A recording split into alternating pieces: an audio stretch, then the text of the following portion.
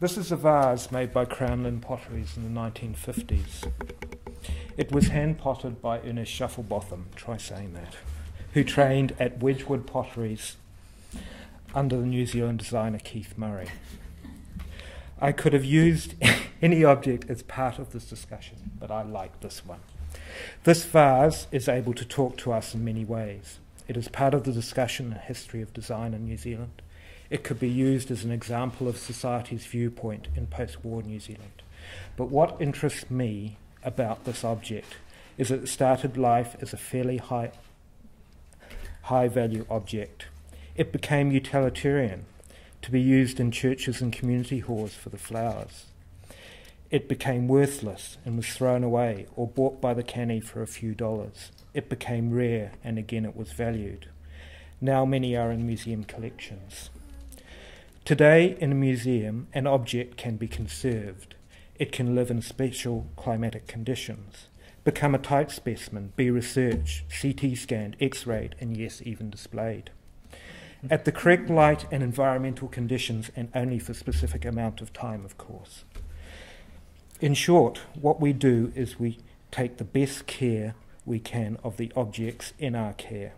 Of course, we deaccession objects, have differing views on how we should treat them, and sometimes we even leave an object to the elements to see its destruction as conceptual art,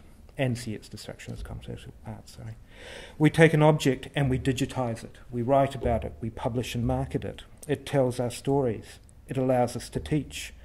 An object can be the unique feature of a museum. It can even sometimes generate us revenue. All of this is because we are the keepers of objects. This is our point of difference.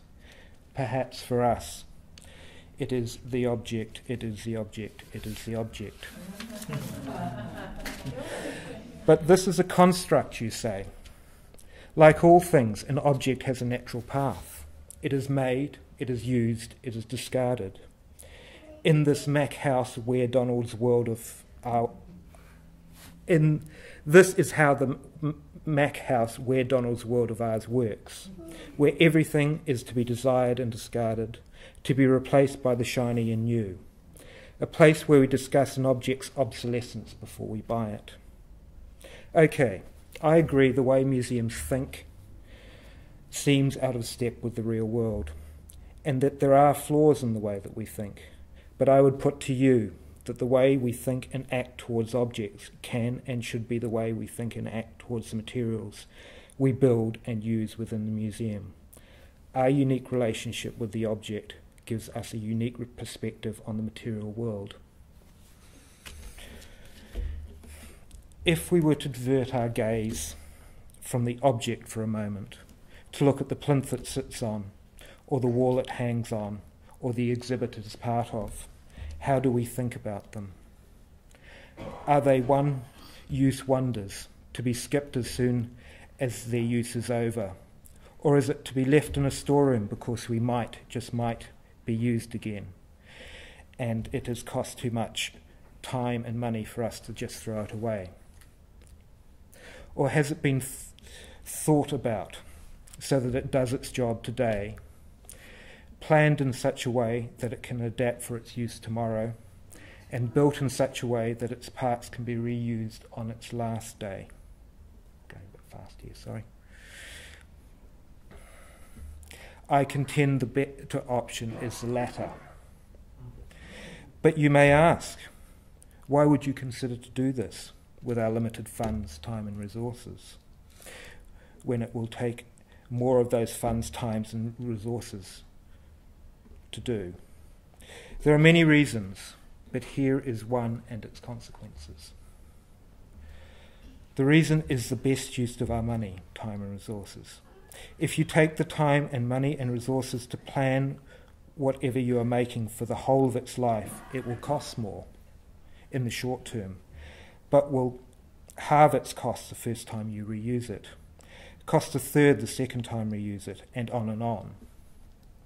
Whereas if you make something, you use it, you discard it, and you make another, it costs you the resources, time and money the same resources, time and money each time you make it.